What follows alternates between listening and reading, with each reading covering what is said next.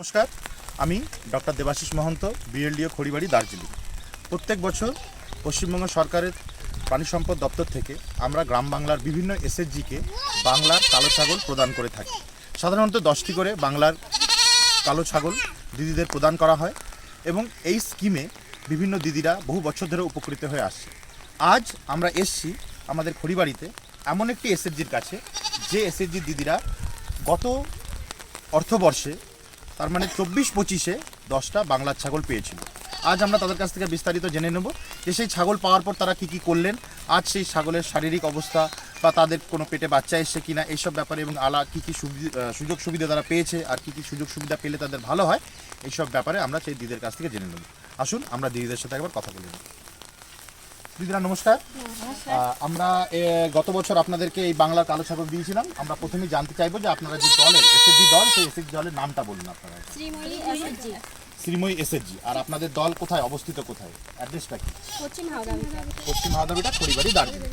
আপনারা সরকারি তরফ থেকে কতগুলো ছাগল পেয়েছিলেন? 10টি। এখন আপনাদের কটা ছাগল আছে? 9টি। আর একটা যে সেটা কি হলো? আচ্ছা, মারা গেছে। এখন যে আমরা দেখতে পাচ্ছি আপনারা সব ছাগল নিয়ে আছেন, সব সুন্দর, সব বড় হয়ে গেছে ছাগল, কানে দুলো পড়া আছে। এদের মধ্যে কারো পেটে এখনো বাচ্চা ব্যাপার এসছে কি? এসছে বাচ্চা, এখনো কোনোটার বাচ্চা হয়নি এখন। আচ্ছা, ঠিক আছে। আমরা যেটা দেখতে পাচ্ছি সেটা হচ্ছে দিদিরা এই ছাগল নিজেদের কাছে রেখেছেন খুব সুন্দর করে।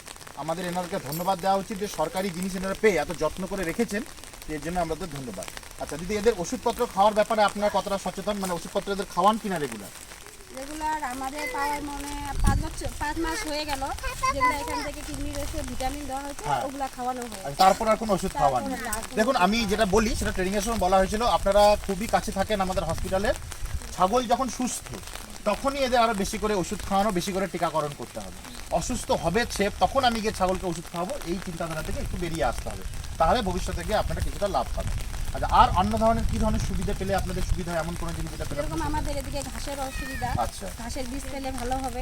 আচ্ছা, আমরা দিদিদের কাছে জানলাম যে ঘাসের বীজ, আমরা এটাও বলে দিই যে প্রত্যেক বছর আমরা ঘাসের বীজ বিতরণ করি।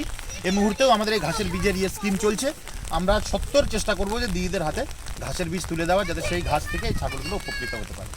আমরা আবার আপনাদের সমস্ত দিদিদের একবার ধন্যবাদ জানাচ্ছি। আপনারা যে কোনো সময় যে কোনো অসুবিধা হলে এই ছাগলদের আপনারা মানে দ্বিধা না করে আমাদের সাথে যোগাযোগ করবেন। আমরা আশা করব যে ভবিষ্যতে এদের থেকে অনেক বাচ্চা হবে, সেই বাচ্চা খাসি হবে, সেই খাসি থেকে যেই খাসি বিক্রি করে আপনারা অর্থনৈতিক দিক থেকে অনেকভাবে লাভবান হবে। সবাইকে আরেকবার ধন্যবাদ জানাচ্ছি। আমরা দেখলাম দিদিদের সাথে কথা বলে যে ওনারা কত সুন্দরভাবে সব ছাগল পালন করেছেন। আমরা এই ভিডিওর মাধ্যমে বাকি যে দিদিরা আছেন, এসএসজি দিদিরা পশ্চিমবঙ্গ ব্যাপী, তাদেরকেও এই বার্তা দিতে চাই যে প্রাণী সম্পদ দপ্তর থেকে প্রত্যেক বছর যে এই সুবিধাগুলো আমরা প্রদান করি, আপনারা সেই সব সুবিধার লাভ নিন এবং আমাদের সাথে এসে যোগাযোগ করুন। এতে আপনাদের অর্থনৈতিক অবস্থা ভালো হলে আমরা প্রচণ্ড খুশি হব এবং এই আশা রেখে আজকে আমরা এই ভিডিও শেষ করছি। নমস্কার।